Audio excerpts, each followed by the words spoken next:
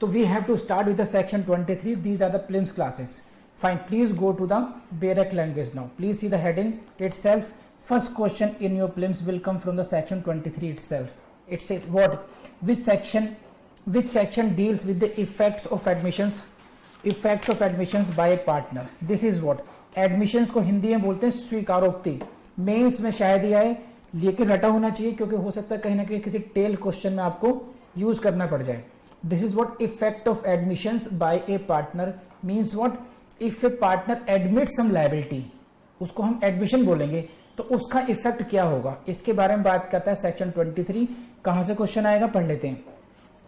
N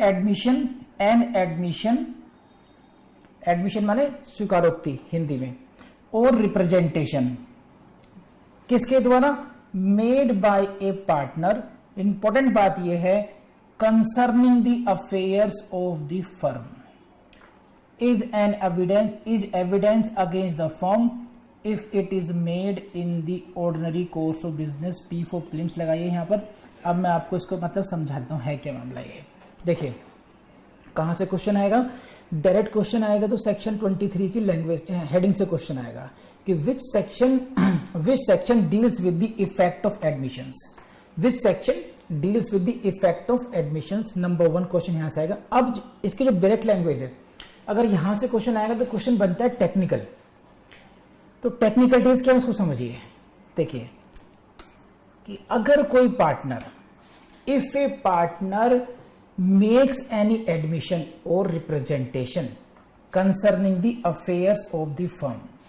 firm के मामलों के संबंध में यदि कोई व्यक्ति, कोई पार्टनर, व्यक्ति नहीं, कोई पार्टनर कोई भी लायबिलिटी को एडमिट करता है, कोई भी एडमिशन देता है या कोई भी रिप्रेजेंट करता है किसी तरीके से, तो उसका जो असर होगा, एडमिशन किसने किया? पार्टनर ने किया. सीधे बोर्ड. एडमिशन किसने किया? पार्टनर ने किया. ठीक. कैसे किया? किसके संबंध में किया? ये condition affairs of the firm के संबंध में किया. लेकिन उसका जो इफेक्ट होगा that shall be the evidence against the firm, not only against that individual. And again you can say, ये तो बहुत सिंपल सी बात है सर, म्यूचुअल एजेंसी का प्रिंसिपल हर जगह लागू होता ही है, तो यहां भी लागू होगा. सेम थिंग है. There is nothing extraordinary. बस आपको जानना है कि एक स्पेसिफिकली ये जो सेक्शन है 23 को आप 18 में भी कवर कर सकते हैं. जैसे ही वो कहता है एजेंट है, जैसे ही कहता है 25 में बात करते हैं, उसकी लायबिलिटी की बात करते हैं, वहां भी कवर हो जाएगा. लेकिन स्पेसिफिक यहां पर उन्होंने एक इलस्ट्रेट कर दिया है बाय सेपरेट सेक्शन की. यस, अगर वो एडमिट करता है या कोई रिप्रेजेंटेशन करता है तो उसका इफेक्ट पूरी फर्म को झेलना पड़ेगा. That is an evidence against the firm. खास बात क्या है कि जो कंडीशन है for the application of section 23, condition for the application of 23 ये है कि it must be if it is this admission or representation must be made in the course of the business. In the course of the business means while he is acting in the capacity of partner in the ordinary course of business. जब वो firm के business से related में काम कर रहा है उसमें. तो डोंट फॉरगेट दिस लाइन. तो इसके लिए एडमिशन, इसको आप ऐसे देख सकते हैं. देखिए 3 सर्कल बनाऊंगा मैं, इनको अलग अलग चूज करना. एन एडमिशन और representation is an evidence against the firm when it is concerning the affairs of the firm, and third if it is made in the ordinary course of business. तो ये इसको ऐसे link कीजिए, इसको ऐसे link कीजिए. ठीक. तो admission must be concerning the affairs of the firm, number 1, and it should be made in the ordinary course of business. Then ये होगा, then this is what this can be treated as the evidence. अभी Chaudhary madam कह रही हैं कि कोई example दे दें आपको, है ना. ठीक है. Suppose there is a dispute between the 2 parties, यानी कि थर्ड, हालांकि प्रीलिम्स की क्लास थी, इतना डिटेल जाना नहीं था मुझे इसमें. चलिए फिर भी देता हूं. देखिए अब पूछ ही लिया तो आपने, क्योंकि मेंस में डिस्कस नहीं कर रहे हैं हम लोग. सपोज कीजिए there is a third party and versus partnership firm, एक डिस्प्यूट है. there is a dispute going on between third party and the partnership firm, and now third party says that one of the partner जिसका नाम P1 है, उसने this dispute is regarding contract, कि कोई contract हुआ था, ठीक है, या कोई पेमेंट हुई थी, डिस्प्यूट पेमेंट का हो सकता है, डिस्प्यूट कॉन्ट्रैक्ट का हो सकता है. Now third party says P1 has made an admission at some point of time that regarding the received of payment, कि देखो कि आपका जो पार्टनर है इसने रिसीविंग दे रखी है हमें कि he has received the payment, तो ये एक्नॉलेजमेंट ऑफ पेमेंट हो गया. या where he has made, yes there was a contract was existing between them. तो ये जो थर्ड पार्टी है, third party can put the admission of this partner, ये जो पार्टनर है इस व्यक्ति के एडमिशन को, जो उसने स्वीकृति की है, उसको एविडेंस के रूप में प्रस्तुत कर सकती है. एविडेंस जो है वो that should be counted as against the firm itself. It is evidence against the firm, it is evidence against the firm. It is not only the evidence कि सब पार्टनर ने अकेले नहीं किया था. No, if the admission, even though the admission or representation is made by the partner, it shall be treated as evidence against the firm. समझे नहीं, बस इतनी छोटी सी बात है बस ये. It may be regarding the execution document, payment of money हो सकती है, supply of goods हो सकती है ना. ये कह सकती है पार्टी, डिस्प्यूट इसी बात का कि गुड्स सप्लाई हुए थे नहीं हुए थे, है ना. तो अगर एक पार्टनर ये कह रखा है यस गुड्स तो सप्लाई हुए थे, कि देखो जनाब इन्हीं में से, इन्हीं की पार्टनरशिप फर्म के एक पार्टनर ने ये कह रखा है कि गुड्स की सप्लाई तो हुई थी, लेकिन यहां पे ध्यान रखना एविडेंस है, यहां पर ये प्रूफ नहीं है. तो यू अदर पार्टी यानी कि पार्टनरशिप फर्म इसको डिसप्रूव करने के लिए एक वो ला सकती है. कंक्लूसिव एडमिशन की जो एविडेंशियरी वैल्यू है वो एविडेंस से शुरुआत डिराइव होगी, सेक्शन 21. उसमें ऐसा नहीं कि कंक्लूसिव प्रूफ हो जाएगा. Admission is not conclusive proof, it is one of the factor, one of the evidence. तो अगर थर्ड पार्टी कहती है कि साहब एडमिशन किया था पार्टनर ने, तो जी फर्म के पास राइट है उसको डिसप्रूव करने का, वो बात हो गई अलग. अगर हम अभी की क्लास को करें, कन्फाइन करें, तो सिर्फ इतनी सी बात है. पहला क्वेश्चन आएगा इफेक्ट ऑफ एडमिशन क्या होगा. Effect of admission means evidence against the firm. बस कब दो बातें होनी चाहिए, it must be concerning with the affairs of the firm, and secondly it should be in the ordinary course of business of the firm. Please let me know 23 हुआ नहीं हुआ. Section 24 effect of notice. Effect of notice to acting partner. Please note down the heading, यहीं से question मिलेगा आपको. Effect of notice to the acting partner, which section deals with the effect of notice to the acting partner. ये एक फिर heading से question बनता है आपका प्रीलिम्स का, इसलिए don't forget for this. And again very important for your prelims, technical in nature. Notice to a partner, please see the language. Notice to a partner, किसको नोटिस जा रहा है? Notice to a partner. कौन सा partner? Who habitually acts in the business of the firm, और इसी का नाम दिया गया है आपकी हेडिंग में acting partner. He is acting partner. Acting partner किसी को बोलते हैं who habitually acts in the business of the firm. तो नोटिस अगर अगर एक पार्टनर को नोटिस दिया जा रहा है, ये कौन सा पार्टनर है? Who habitually acts in the business of the firm. का मतलब क्या हुआ? एक तो हुआ कि he is acting in the business, तो एक आध कोई काम कर दिया उसने. The word is not habitually acts. Who habitually acts in the business of the firm, जो बिजनेस का, जो फर्म का बिजनेस है उसमें वो ही इज एक्टिवली इन्वॉल्व. तीन बातें हो सकती हैं, देखिए 3 कंडीशंस होती हैं, क्योंकि इस टर्म को याद रखना बहुत जरूरी है. One is Navdeep Dawla. ऐसे समझिए हमारे स्टूडेंट्स हैं, नवदीप डावला मैडम है, वो रेयरली कोई मैसेज करेंगी, तो यू कैन से ये शायद नहीं करती है, वहां तो डोरमेंट पार्टनर हो गई है. एक है जो बहुत कभी कभी करेगा, ठीक, तो ही सेल्डम में आ गया. एक्टिव पार्टनर की कैटेगरी में एक्टिव पार्टनर कह सकते हैं, लेकिन कभी कभी दिखता है वो. एक है जो हर बात पे जवाब देगा, habitually acts in the business of the firm. उसे हम कहते हैं एक्टिंग पार्टनर। समझाने की बात कर रहा हूं क्योंकि habitually word has been used here, तो don't miss this word habitually acts in the business. तो you will have to identify first of all section 24 की अंडरस्टैंडिंग के लिए आपको इसको अंडरस्टैंड करना पड़ेगा कि हम किस पार्टनर की बात कर रहे हैं। We are talking about this partner, please see the encircled again, notice to a partner who habitually acts in the business of the firm. बोलो हाँ है ना, इसको आइडेंटिफाई कर लिया। Now about is what, this is regarding the of notice of any matter relating to the affairs of the firm. So this notice is regarding the firm matter relating to the affairs of the firm, and this notice has been given to a partner, and who is the partner here? Who habitually acts in the business of the firm. If these two conditions are satisfied, notice related to the affair of the firm, and secondly habitually, who is the partner? Partner comes under the category of acting partner. Then what will be the effect? Effect will be if that this notice operates as notice to the firm. इस notice को किसको दिया गया था?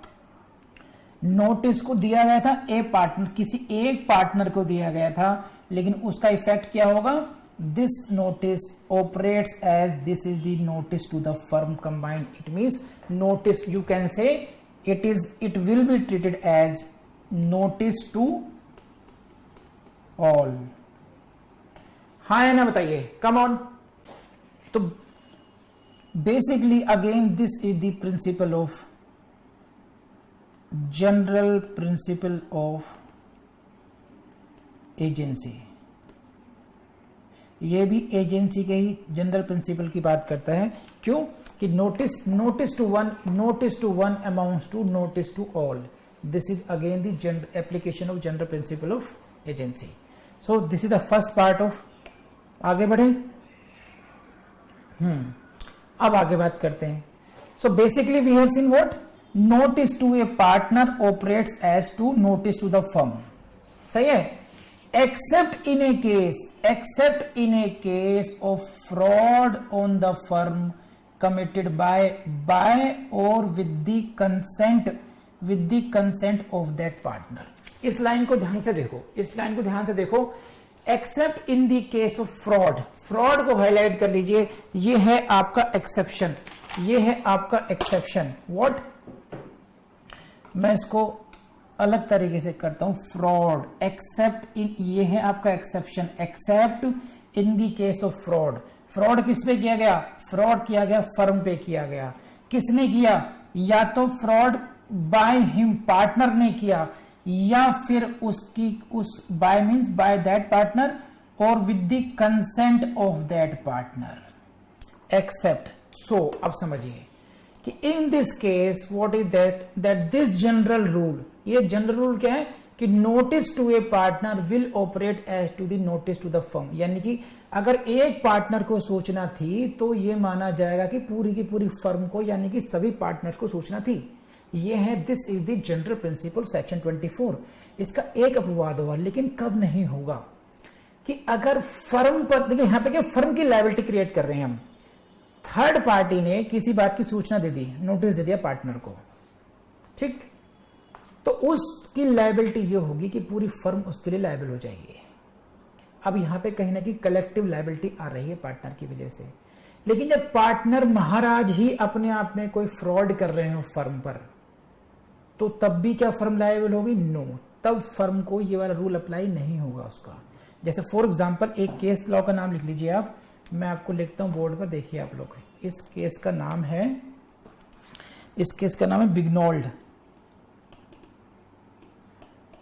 बिगनॉल्ड versus water house.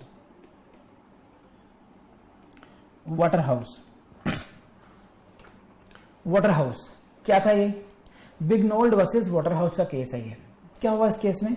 इस case में जनाब ये हुआ, जैसे सपोज कीजिए जो अरशान भाई सब हैं, Arshan, Shaheen and all of you are partners. आप सब पार्टनर्स हैं और आपका काम क्या है? कैरियर का है। You carry goods from one place to other place and you take charges for that. जो कोरियर वाले काम करते हैं आप जानते हैं।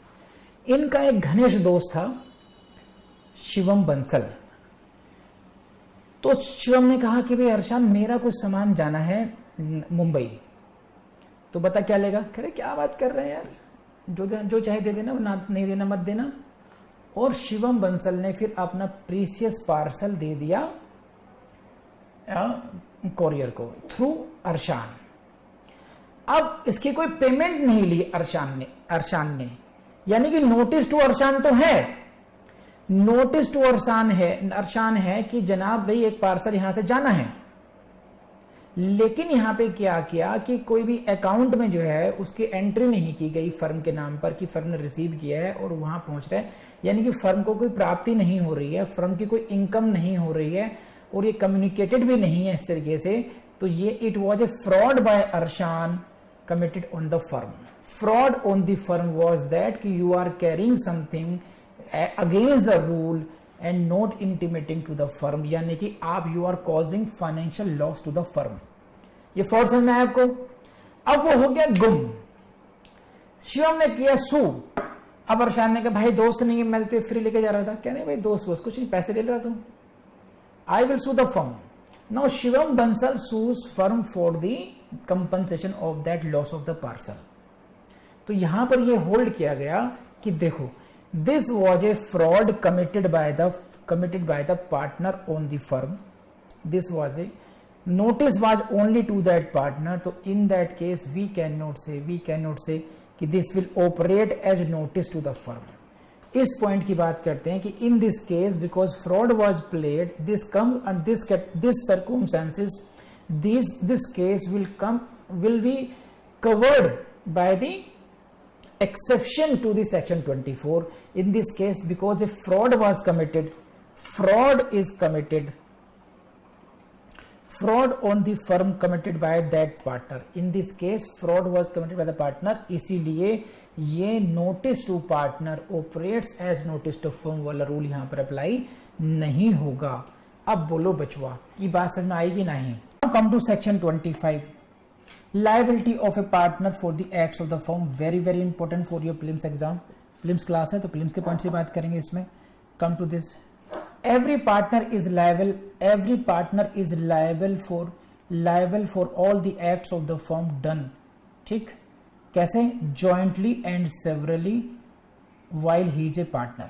सही, बहुत सिंपल सी बात है। एक में ये देखिए यहां से क्वेश्चन कैसे आते हैं कि ये section 25 number 1, which section discuss the nature of the liability, which section deals with the nature of the liability of A partner, that is what section 25। ये क्वेश्चन रेडवी सेक्शन 18 मेंस में भी आता है आप लोगों को, और प्रीलिम्स में तो आएगा ही। तो इसके अनुसार क्या है कि जो पार्टनर की जो लायबिलिटी है, पार्टनर की लायबिलिटी है किस काम के लिए? देखिए कीवर्ड्स देख लीजिए इसमें कौन कौन से कीवर्ड्स हैं। A partner is liable jointly and severally. तो कैसे लायबिलिटी बनती है उसकी? He is also liable jointly किसके साथ? With all the partners of the firm. तो his liability is the joint liability भी है and also severally.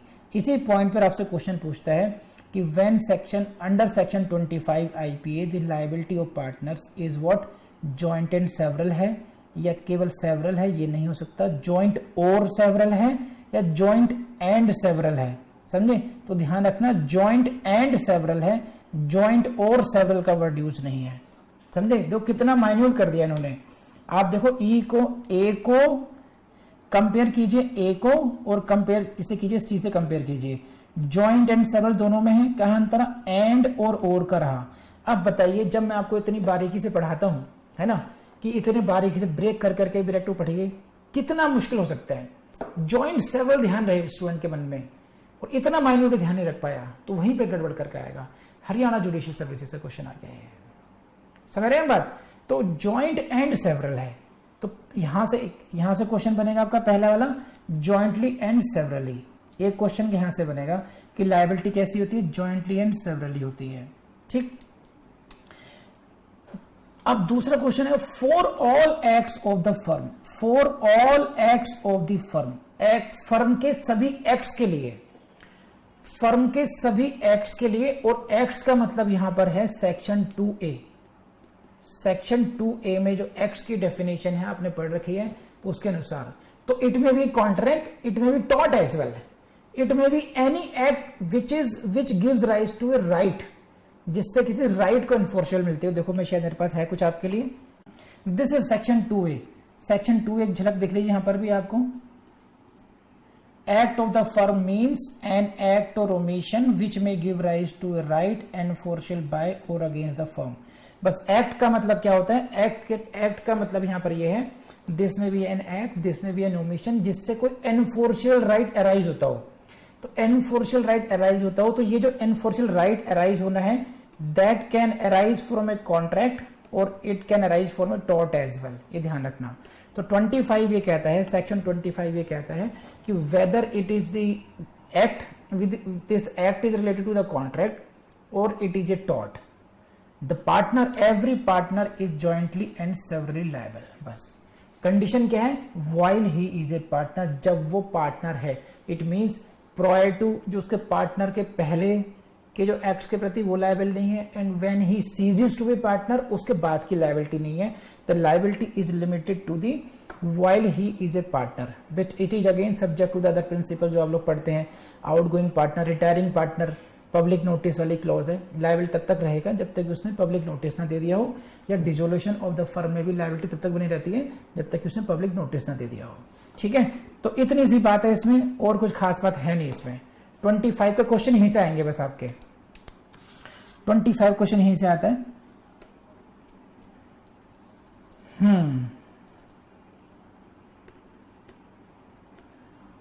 Now come to section 26, liability of the firm for wrongful acts of the partner. It is basically you can say tortious act के लिए tort कह सकते हैं। अब आप ये समझिए इसमें, जैसे फॉर एग्जांपल आप देखते हैं agent, vicarious liability in case of agent, principal will be liable, principal है ना।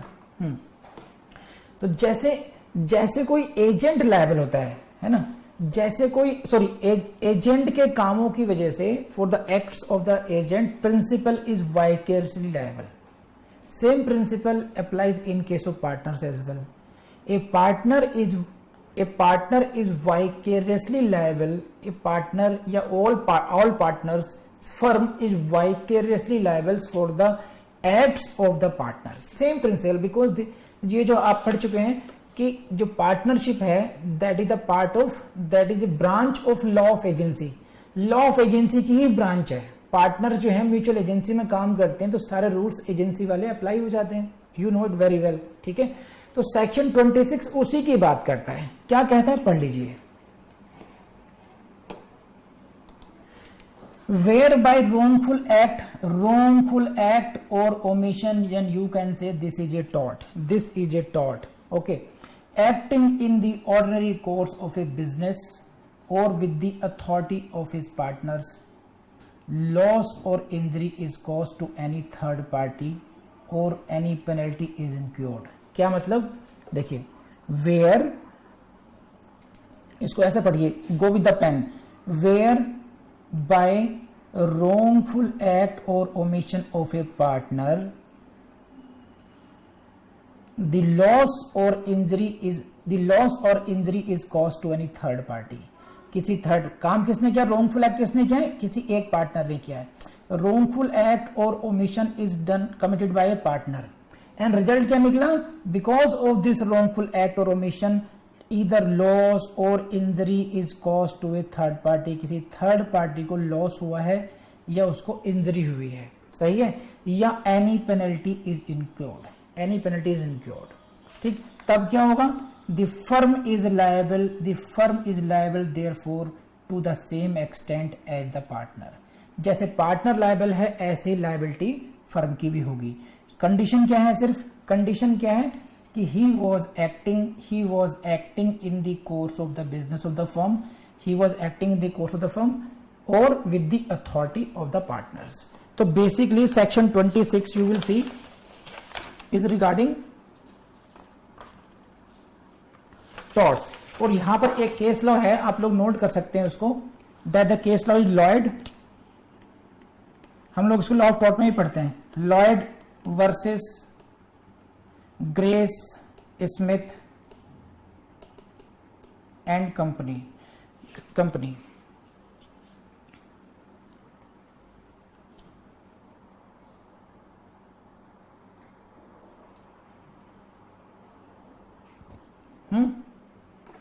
Lloyd versus grace Smith and company. इस केस में क्या हुआ था, एक विडो थी, उसने ग्रेस स्मिथ एंड कंपनी को कंसल्टेशन के लिए कि भाई मुझे अपनी इनकम बढ़ानी है, मेरी कुछ प्रॉपर्टीज हैं, तो उस प्रॉपर्टी में एक पार्टनर ने घपला कर दिया उसमें, वो तो पूरी फर्म की लायबिलिटी बनी थी इसमें। तो basically it is dealing with, अगर आपसे क्वेश्चन आ जाए, which section deals with the vicarious liability in case of wrongful acts. अरे कहां जा रहे हो बचवा, देखिए wrongful acts, basically wrongful acts का मतलब हुआ tortious liability केसेस में। तो which section deals with the vicarious liability of a partner in case of torts or wrongful acts? It is what? Which section? 26. Please let me know, correct समझ में आया नहीं आया सेक्शन 26 का। इतना कर लेंगे प्रीलिम्स में कल्याण हो जाएगा आपका। 27 पर आइए। लायबिलिटी किसकी? लायबिलिटी ऑफ द फर्म किसकी? For misapplication by the partner. Basically it is the misapplication of money or property, money or property specifically है, ये क्या है देख लीजिए। where a partner, कौन सा partner? where partner acting within his apparent authority receives money or property from a third party. तो this partner is receiving क्या? either he is receiving money or property, या तो वो धन प्राप्त कर रहा है या कोई संपत्ति प्राप्त कर रहा है। किससे प्राप्त कर रहा है? फ्रॉम ए थर्ड पार्टी, किसी थर्ड पार्टी से प्राप्त कर रहा है। और क्या करता है? दिस पार्टनर इसको ऐसे देखिए, this partner receives and misapplies it। ठीक, तो what is the situation? clause A, that he is receiving money or property from whom? he is receiving money or property from the third party, किसी third party से receive कर रहा है, ठीक है। and what he says, he misapplies, यानी कि he is not applying as per the terms, as per the business of the firm, वो उसको misapplication करता है। या आगे B, A firm in the course of its business receives money or property from a third party. So what is the difference in A and B? In case of a firm is receiving. In case of B, you will see it is the firm receiving. यहाँ पर partner receive कर रहा है, A में partner receive कर रहा है और B में फर्म रिसीव कर रही है। मनी और प्रॉपर्टी कॉमन हुआ, थर्ड पार्टी से रिसीव कर रहे हैं, ठीक है। and the money or the property is misapplied by any of the partners while it is in the custody of the firm, the firm is liable to make good the loss। बस simple सी बात है, ये repetition ही है actually सभी चीजों का। Repetition किस बात का है कि हमने एक ही बात को सेक्शन 20, मैंने आपसे कहा था ना सेक्शन 4 को ढंग से समझ लीजिएगा। यही लॉ है जो हर जगह अप्लाई होगा। बार बार हमें कई बार तो बोरियत फील करेंगे, ऐसे नहीं क्या बात आ गई। ये तो सेक्शन 4 से, सेक्शन 18 से, सेक्शन 25 से भी निकल जाती है सारी बातें। 4 सेक्शन 4, 18, 25। सेक्शन 4 में म्यूचुअल एजेंसी की बात की गई है। 18 में कहते हैं कि he is the agent of the firm. 25 में भी यही बात कह दी, जॉइंटली एंड सेवरल लायबिलिटी बता दी, उसकी एक्सप्लेन कर दिया उसकी लायबिलिटी को, और जाकर के उसी से बात निकल जाती है। यहां पर भी वही बात की गई है, उसी बात का एक तरीके से एग्जाम्पल दे दिया गया। पर्टिकुलर एग्जाम्पल है बस ये, पर्टिकुलर इन द सेंस यहां पर इन्होंने कहा है कि भैया अगर यहां पे कोई रॉन्गफुल एक्ट, जैसे देखो इससे पहले क्या था, रॉन्गफुल एक्ट और ओमिशन, जैसे 26 में क्या था, ये 26 कहां गया, देखो ये, you please see this. In case of 26 liability थी फर्म की, लेकिन किस लिए थी? रॉन्गफुल एक्ट की वजह से थी, wrongful act of the firm की वजह से थी। तो जनरल टर्म थी। 27 में क्या किया बबुआ ने, इका बना दिया पर्टिकुलर। पर्टिकुलर क्या? It is with regard to the, the common thing is what, common, please see the board, this is only receiving regarding the this is particular thing, receiving money or property from a third party. Either a partner is receiving property, या तो कोई एक partner property या money receive कर रहा हो, तो received of money और property it's a particular instance, limited कर दिया गया.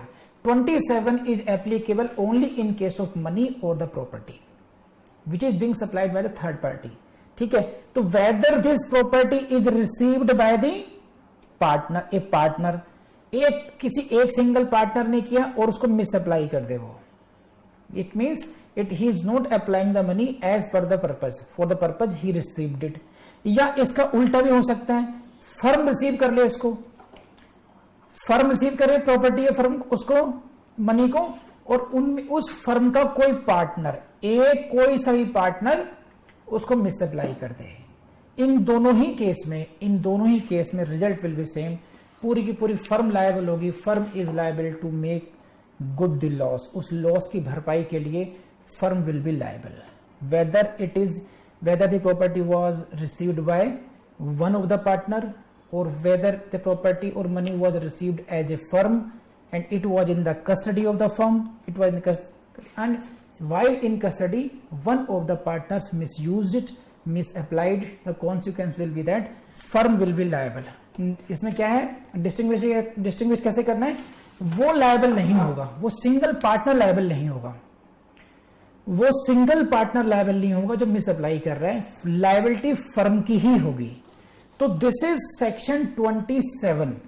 तो मैंने आपको 18 से लेकर 27 तक के जो प्रीलिम्स की वो सारे क्वेश्चन है वो मैंने आपको करा दिए. अब हमारा रह गया 28 डॉक्ट्रिन ऑफ होल्डिंग आउट की प्रीलिम्स क्लास, और वो रह गया 30 का.